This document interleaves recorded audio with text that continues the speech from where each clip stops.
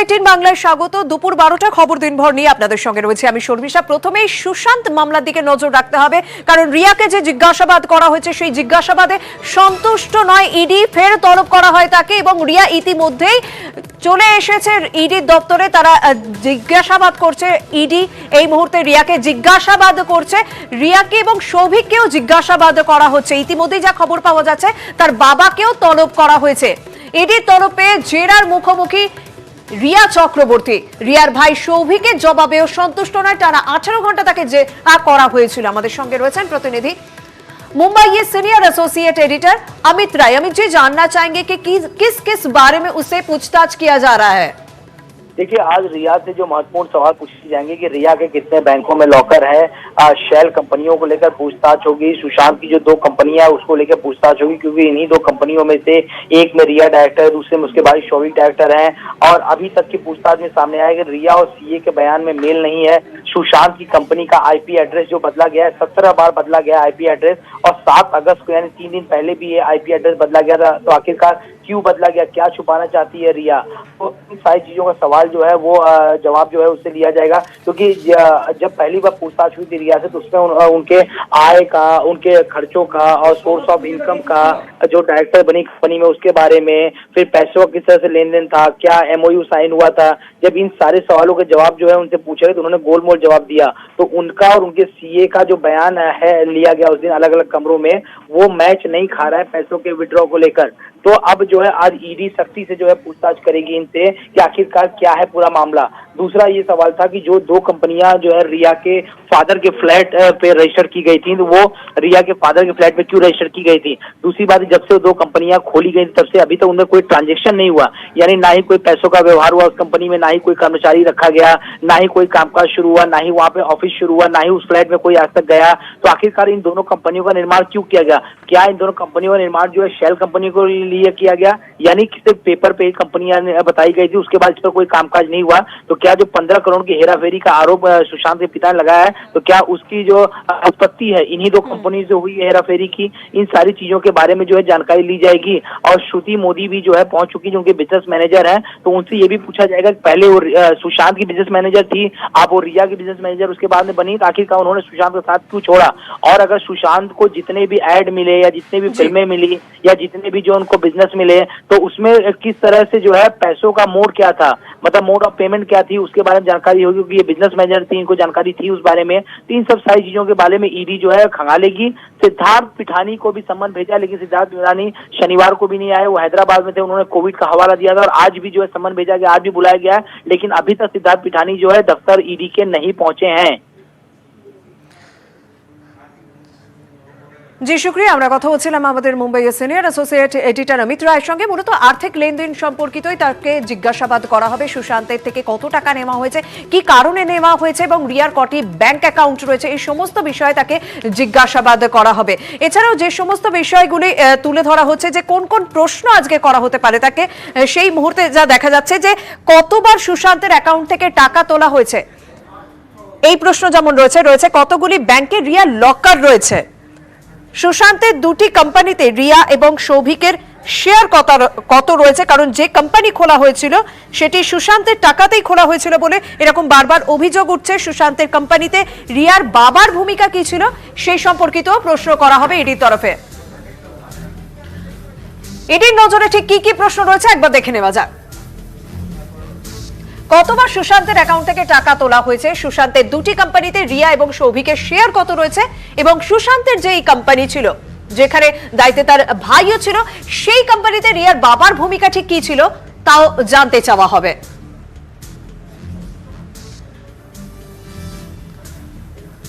মূলত আর্থিক লেনদেন ঠিক কি কি হয়েছিল সুশান্তের সঙ্গে রিয়া বা রিয়ার পরিবারের, সেই সমস্ত বিষয়গুলি নিয়েই জিজ্ঞাসাবাদ করা হচ্ছে। আজকে ইতিমধ্যে পৌঁছে গিয়েছেন ইডির মুখোমুখি হয়েছেন রিয়া চক্রবর্তী। আমাদের সঙ্গে রয়েছেন প্রতিনিধি অরুণিমা। অরুণিমা, তোমার কাছে জানতে চাইবো যে এই মুহূর্তে দাঁড়িয়ে ঠিক কি কি তথ্য রয়েছে তোমার কাছে, এর পাশাপাশি এই যে এতদিন ধরে জিজ্ঞাসাবাদ করা হলো রিয়াকে এবং সৌভিককে, তারা কি কোঅপারেট করছেন ইডি কর্তাদের সঙ্গে? দেখো শর্মিষ্ঠা, যেরকম অমিত বলছিল যে অনেকগুলো প্রশ্ন উঠে আসছে, কিন্তু প্রথমেই অসঙ্গতির জায়গাটা হচ্ছে রিয়াকে আগের দিন জেরা করার সময় ইডি যা যা প্রশ্ন করেছিল তার সমস্তই এড়িয়ে গিয়েছেন রিয়া। রিয়া অর্ধেক প্রশ্নের উত্তর দিয়েছিলেন জানি না, এবং বাকি প্রশ্নের উত্তর দিয়েছিলেন তার মনে নেই। এই কয়েক মাস আগেকার ঘটনা জানি না এবং মনে নেই, দুটোই খুব ইমপ্র্যাকটিক্যাল। সেখান থেকে সৌভিক চক্রবর্তী রিয়ার ভাইকে জেরা করা হয়, শনিবার তিনি ইডি অফিসে যান, রোববার পর্যন্ত 18 ঘন্টা ম্যারাথন জেরা করা হয় এবং নানান দিক খুঁটিয়ে দেখার পর সৌভিকের কথাতে অসঙ্গতি রয়েছে। এখানে প্রশ্ন হচ্ছে রিয়ার ইনকাম, রিয়ার বার্ষিক আয় যা, সেখান থেকে কোনো কোম্পানি নির্মাণ করা বা লগ্নি করা তার পক্ষে কিন্তু সম্ভব না। তার হাতে এখন অব্দি তিনি 60খানা ছবিতে অভিনয় করেছেন এবং সবকটাই ফ্লপ। তার হাতে এন্ডোর্সমেন্ট বা তেমন কিছু নেই। এবং তার বাবা রিয়া চক্রবর্তীর বাবা ইন্দ্রজিৎ চক্রবর্তী একজন রিটায়ার্ড আর্মি অফিসার, তার পেনশন 1 লাখ টাকা। সেখান থেকে তিনি যে প্রচুর লগ্নি করবেন সেটাও ইম্পসিবল। সেখান থেকে এই যে দুটি কোম্পানি তার সমস্ত টাকাকে সুশান্ত দিয়েছেন, এবং দিলে তাদের মধ্যে কি কথোপকথন হয়েছিল, কি কাজ করা হবে বলে ঠিক হয়েছিল।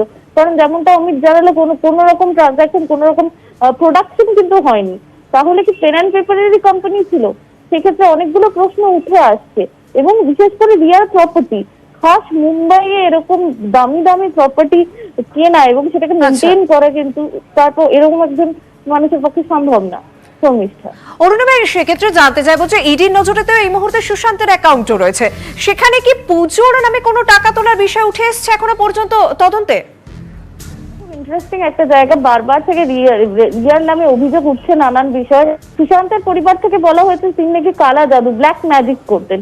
এবার ব্ল্যাক ম্যাজিক তিনি করতেন কিনা সেটা জানা নেই, কিন্তু 2019 সালে 3বার সুশান্তের অ্যাকাউন্ট থেকে একবার 46,000 টাকা, একবার 55,000 টাকা, একবার 40,000 টাকা, এরকম খাপে খাপে 3বার অ্যাকাউন্ট থেকে টাকা গিয়েছে এবং পণ্ডিতের ফিস হিসেবে 11,000 টাকা গিয়েছে।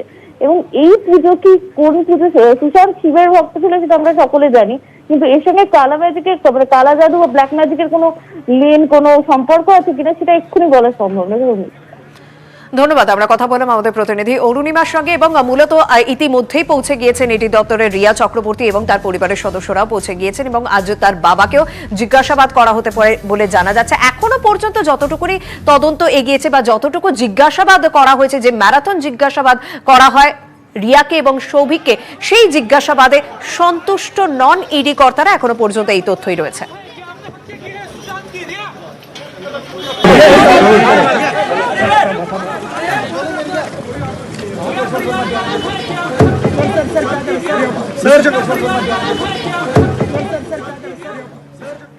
এদিকে এই ঘটনায় ইতিমধ্যেই রাজনীতির রং লেগে গিয়েছে। শিবসেনার সাংসদ সঞ্জয় রাউত তিনি বলছেন সুশান্তের সঙ্গে তার পরিবারের ভালো সম্পর্ক ছিল না। ইতিমধ্যেই নেট দুনিয়ায় ভাইরাল রিয়া এবং সুশান্তের হোয়াটসঅ্যাপ চ্যাট।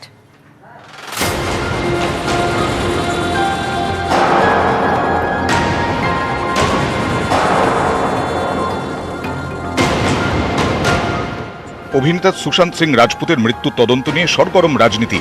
এবার কেন্দ্র ও বিহার সরকারের বিরুদ্ধে ষড়যন্ত্রের অভিযোগ আনল শিবসেনা।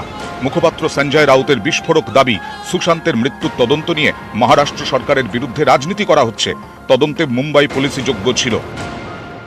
मुंबई पुलिस जो जांच कर रहे हैं उनको जांच करने दीजिए, लेकिन जो जल्दबाजी चल रही है कुछ लोगों की, जिस तरह से बिहार में एफआईआर दर्ज किया है, तो जांच तो उसकी होनी चाहिए।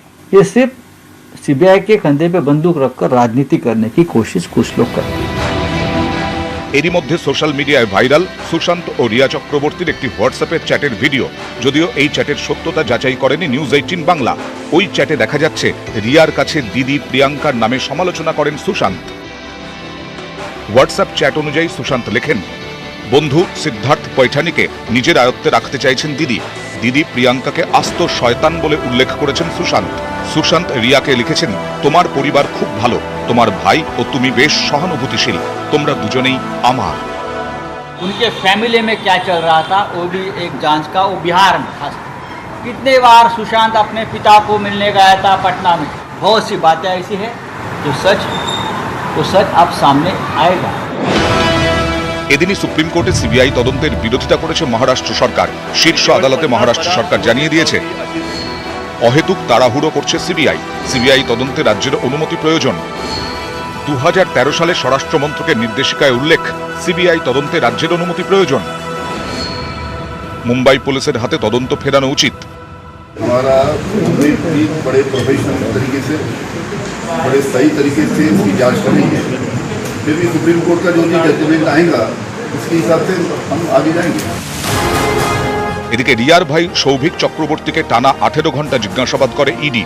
শনিবার দুপুর থেকে রবিবার ভোর পর্যন্ত জিজ্ঞাসাবাদ করা হয়েছে। রিয়া চক্রবর্তীর বাবাকেও তলব করেছে ইডি। সোমবার হাজিরা দিতে পারেন রিয়ার বাবা। নিউজ 18 বাংলা। সুশান্তের মৃত্যুর পর থেকেই ট্রোলড হচ্ছেন রিয়া চক্রবর্তী, আর তাকে টার্গেট করতে গিয়ে টার্গেট করা হচ্ছে বাঙালি মেয়েদের। এমনকি বাঙালি মেয়েদেরকে নিয়ে নেট দুনিয়ায় বেশ কিছু অপমানজনক মন্তব্যও করা হচ্ছে।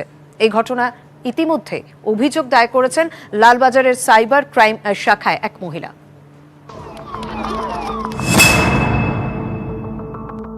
সুশান্তের মৃত্যু তদন্ত করছে সিবিআই। কে দোষী নয় তা তদন্ত সাপেক্ষ। তবে তার আগেই নেটিজেনদের চোখে অপরাধী অভিনেতার বান্ধবী রিয়া চক্রবর্তী। ঘটনার সূত্রপাত সুশান্তের অফিসের এক কর্মচারীর উক্তি থেকে। তিনি মুম্বাই পুলিশের কাছে দেওয়া বিবৃতিতে দাবি করেন রিয়া সুশান্তের ওপরে কালা জাদু করেছিলেন। এরপরেই রিয়াকে নিয়ে সোশ্যাল মিডিয়ায় একের পর এক ট্রোল। যেহেতু রিয়া বাঙালি তাই সোশ্যাল মিডিয়ায় টার্গেট বাঙালি মেয়েরা। ফেসবুক টুইটারে বাঙালি মেয়েদের নিয়ে একের পর এক বিদ্বেষমূলক পোস্ট। সোশ্যাল মিডিয়ায় বাঙালি মেয়েদের কর্তৃত্ববাদী, সুযোগ সন্ধানী, ধূর্ত ও কালা জাদু বিশারদ তকমা দিচ্ছেন অনেকে। একের পর এক অপমানজনক মন্তব্য করা হচ্ছে। বাঙালি মেয়েদের নিয়ে বিদ্বেষমূলক পোস্টের বিরুদ্ধে লালবাজারে অভিযোগ দায়ের করেছেন উত্তরপাড়ার বাসিন্দা রূপা চক্রবর্তী খান। সাইবার ক্রাইমে অভিযোগ দায়ের করেছেন তিনি। সমস্ত বাঙালি মহিলাদের উদ্দেশ্যে যে ধরনের অসভ্যতামি শুরু হয়েছে সোশ্যাল মিডিয়া জুড়ে, সেটা দেখে আমি আর স্থির থাকতে পারিনি। এত নোংরা নোংরা ভাষায় তারা নাকি মানে গোল্ড ডিগার, উমুক তমুক, এই সব এত নোংরা নোংরা ভাষা আর দেখা যাচ্ছিল না। আমি বাধ্য হয়ে এই স্টেপ নিয়েছি। এটা যে কোনো কমিউনিটিতে যদি হতো, সেই মেম্বার এটাই করতো। আজকে আমার মায়ের জায়গায় অন্য কেউ হতো, আর তার যদি সেটা মনে হতো, তার বিবেকে যদি লাগতো, সেটাই করতো। টুইটারেই প্রতিবাদ করেন সাংসদ অভিনেতা নুসরাত জাহান। প্রতিবাদ করেন অভিনেতা অর্পিতা চট্টোপাধ্যায়। কোনো একজন বাঙালি বলে সে ক্রাইম করছে বলে সমস্ত বাঙালি এরকম, সেটা ভাবার খুব ভুল। তো সেই জায়গায় দাঁড়িয়ে আমার মনে হয় এটা মানে মানুষের এখন যেটা করছে এটা খুবই বোকা বোকা একটা ব্যাপার। এটা আজকে রিয়া চক্রবর্তী বাঙালি না হয়ে যদি অন্য কোনো জাতির হতো, সে তখন সেই জাতি অ্যাট্রাক্ট হতো। এই ধরনের প্রবণতা কখনোই কাম্য নয়। নিন্দা অধ্যাপক ও সমাজকর্মীর। এই যে বাইরে বেরোনোর ক্ষেত্রে সহজতা, তারা যে ঘুমটা টেনে বসে থাকে না, তারা যে কাজে এগিয়ে যায়, এই জায়গাটার পেছনে কিন্তু অনেকের মধ্যে একটা ঈর্ষা আছে, এবং সেই ঈর্ষাটার মধ্যে একটা না পাওয়ার ঈর্ষাও আছে। অর্থাৎ দখল করতে না পারলে তাকে গালি দাও, তাকে বদনাম দাও। জাতি, ভাষা, লিঙ্গ দিয়ে কি অপরাধী বিচার হয়? ডিজিটাল যুগে দাঁড়িয়েও কেন এই মানসিকতা? উঠছে প্রশ্ন। নিউজ 18 বাংলা। তদন্তকারী পর্যবেক্ষক দল তারা বেশ কিছু গুরুত্বপূর্ণ তথ্য তুলে ধরছে, বেশ কিছু চাঞ্চল্যকর তথ্য তুলে ধরছে, এবং যেখানে দেখা যাচ্ছে যে শেষ মুহূর্তে যেন বিমান উড়ানোর চেষ্টা করেছিলেন প্রয়াত পাইলট। কোঝিকোড়ে ভয়াবহ বিমান দুর্ঘটনায় যা যা তথ্য উঠে আসছে, আইএলএস এর মাধ্যমে তৃতীয়বার ল্যান্ডিং এর চেষ্টা করেছিলেন। সেই কারণে এটিসি থেকে সিগন্যালও দেওয়া হয়েছিল, সেই সিগন্যালও পায় বিমান, এবং আইএলএস এর মাধ্যমে তৃতীয়বার ল্যান্ডিং এটিসি থেকে সিগন্যাল পায়। বিমান অবতরণের চেষ্টা করেছিলেন পাইলট দীপক সাঠে, কিন্তু মাটি ছুঁতে পারেনি কোনো কারণে বিমানটি।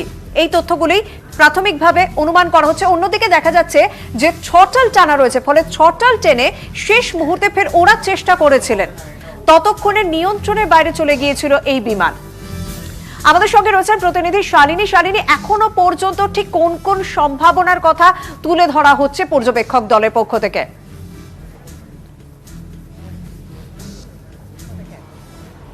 দেখো শর্মিষ্ঠা, যে পর্যবেক্ষক দল এয়ারক্রাফট অ্যাক্সিডেন্ট ইনভেস্টিগেশন ব্যুরোর তরফ থেকে পাঠানো হয়েছে, এবং সেই দল এখনও রয়েছে ওই ঘটনাস্থলে, এবং তারা যেগুলো যেই বিষয়গুলো তুলে ধরছে তার মধ্যে একটা অত্যন্ত গুরুত্বপূর্ণ বিষয় হচ্ছে যে ফ্লাইটের ককপিটে ভেতরে কিন্তু থ্রটল টানা ছিল, এবং সেই থ্রটল কিন্তু এটা দেখে সেই যে ছবি যেটা আমাদের সামনে আসছে, সেই ছবি থেকে কিন্তু আমরা বোঝা যাচ্ছে যে শেষ মুহূর্তে কিন্তু সেই থ্রটল টানা হয়েছিল। কিন্তু তার সাথে সাথে এটাও কিন্তু দেখা যাচ্ছে যে ব্রেক লিভার সেটাও কিন্তু টানা রয়েছে। যে ব্রেক যে কোনো সময় যখনই ল্যান্ড করার সময় থাকে, এই আইএলএস এর মাধ্যমে যখন ল্যান্ড করে যে কোনো বিমান, তখন সেখানে ব্রেক লিভার অ্যাপ্লাই করাই থাকে। কিন্তু যখন থ্রটল টানা হচ্ছে তখন কিন্তু সেই ব্রেক লিভারকে ডিঅ্যাক্টিভেট করে তবে সেই থ্রটল টানতে হয়, যাতে আবার টেক অফ করতে পারে। কারণ কি, ব্রেক লিভার অ্যাপ্লাই করা থাকলে কিন্তু স্বাভাবিকভাবেই যে টেক অফের যতটা স্পিড লাগে, যেটা 40 গতিবেগ থাকার কথা, সেটা কিন্তু কমে যায়। এই বিমানের ক্ষেত্রেও সেটাই হয়েছে, 30 গতিবেগ ছিল, কিন্তু 40 গতিবেগ না থাকলে কিন্তু কখনোই বিমান টেক অফ করতে পারবে না। সুতরাং এই ক্ষেত্রেও তাই হয়েছে। কিন্তু থ্রটল টানার সময় পাইলট কিন্তু কোনোভাবে ওই ব্রেক লিভারকে ডিঅ্যাক্টিভেট করতে পারেননি, বা সেই মুহূর্তে হয়তো সেই ডিসিশনটা তিনি ভুল নিয়েছিলেন, এমনটাই অনুমান করা যাচ্ছে এখন অবধি। তবে এটা ঠিক যে যতক্ষণ না ভয়েস রেকর্ড পাওয়া যাচ্ছে ককপিট থেকে, ব্ল্যাক বক্স থেকে, ততক্ষণ কিন্তু নির্দিষ্টভাবে কিছুই বলা যাচ্ছে না। শালিনী, তুমি আমাদের সঙ্গে থাকো। গ্রাউন্ড জিরোয় পৌঁছে তদন্তকারী পর্যবেক্ষক দল ঠিক কোন কোন সম্ভাবনার কথা জানাচ্ছে, কোন কোন অনুমানের কথা জানাচ্ছেন, শুনবো একবার। एक मिनट,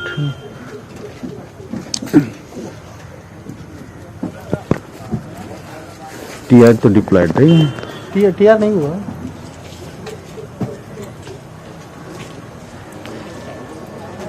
लेकिन अजमेर जब टीआर डिप्लॉय कर देता है, लेकिन after some time certain speed के बाद टीआर फिर वो ऑटोमेटिक नहीं करता, जब तक टैक्सी बैक नहीं आएगा नहीं आएगा। ओके, टायर पूरा बस landing gear is fully down, so he is trying to again take off. This is what we are seeing.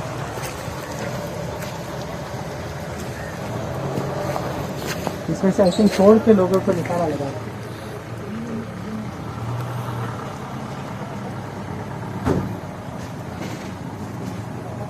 অর্থাৎ আধিকারিকরা মনে করছেন যে শেষ মুহূর্তে একবার চেষ্টা করেছিলেন পাইলট উড়ানোর জন্য, যে কারণে থ্রটলটা টানা রয়েছে। আরো একবার শুনবো ঠিক কি বলেছেন তার, এবং তার পাশাপাশি দেখবো যে এই থ্রটল টানার ছবি ধরা পড়েছে, সেই ছবি। एक मिनट,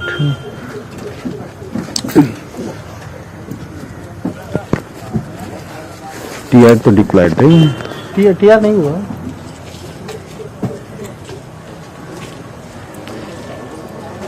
लेकिन अजमेर जब टीआर डिप्लॉय कर देता है, लेकिन after some time certain speed के बाद टीआर फिर वो ऑटोमेटिक नहीं करता, जब तक टैक्सी बैक नहीं आएगा नहीं आएगा। ओके, टायर पूरा बस landing gear is fully down, so he is trying to again take off. This is what we are seeing.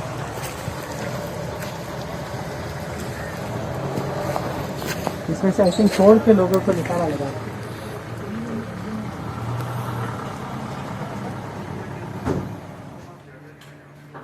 এবার আমরা সেই ছবি দেখতে পাচ্ছি যেখানে দেখা যাচ্ছে পরিষ্কার যে থ্রটলটা টানা রয়েছে।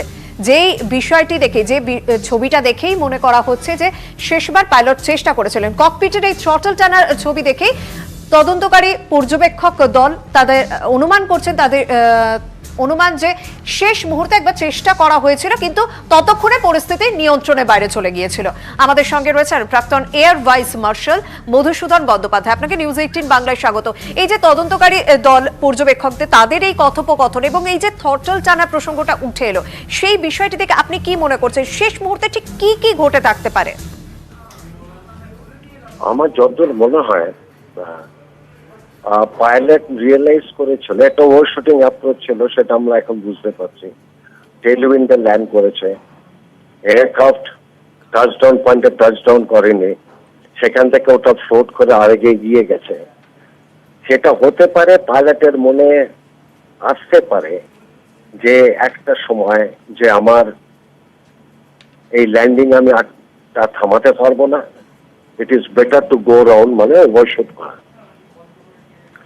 এখন যে সিকোয়েন্স যেটা হয়, টাচডাউন করার পর নোজটাকে নামিয়ে তারপর ওরা টিয়ার যেটা বলছে রিভার্স থ্রাস্ট অ্যাপ্লাই করে। রিভার্স থ্রাস্ট হচ্ছে একটা এরোডাইনামিক থ্রাস্ট, তার সাথে সাথে স্লোলি আমাদের টায়ারের যে ব্রেকিং হয় সেই ব্রেকিংটাও করা হয়।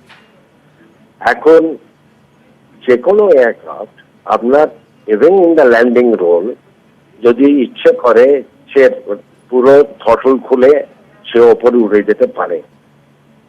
এখন এখানে কোনো একটা সময় ওর মধ্যে একটা দোনা মোনা হয়েছে আমরা ল্যান্ডিং এ কমিট করেও ও যখন বুঝেছে যে আমি অনেকটা ফ্লোট করেছি, অনেকটা রানে আমার চলে গেছে, এখন এই মুহূর্তে টাচডাউন করলে হয়তো আমি দাঁড়াতে পারবো না, ওর মনে হয়তো এসেছিল যে আমি আচ্ছা থ্রটল খুলে আমি আরো উড়ে যাই।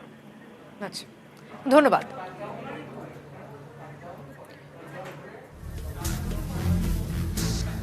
আমাদের সঙ্গে রয়েছেন প্রতিনিধি শালিনী। শালিনী, তোমার কাছে খুব সংক্ষেপে জানতে চাইবো যে যেখানে একবার প্রসঙ্গ উঠে এসেছিল এবং এই সম্ভাবনার কথাও জানানো হয়েছিল যে ইঞ্জিন বন্ধ হয়ে গিয়েছিল, সেক্ষেত্রে শেষ মুহূর্তে ওড়ানোর চেষ্টাটা কিভাবে হলো?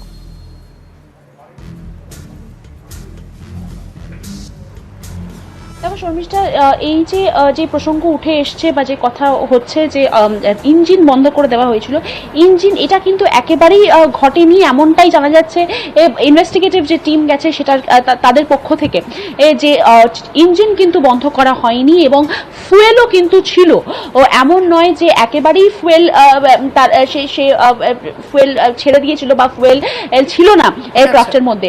এয়ারক্রাফটের মধ্যে কিন্তু ফুয়েল ছিল এবং ইঞ্জিনও কিন্তু অন করা ছিল। ইঞ্জিন যদি অন না করা থাকে সেখানে কিন্তু ব্রেক লিভার অ্যাপ্লাই করা বা থ্রটল অ্যাপ্লাই করা কোনোটাই কিন্তু সম্ভব হবে না। ইঞ্জিন কিন্তু চালু ছিল এবং ইঞ্জিন চালু অবস্থাতেই এই কিন্তু ক্র্যাশটা করেছে। ধন্যবাদ।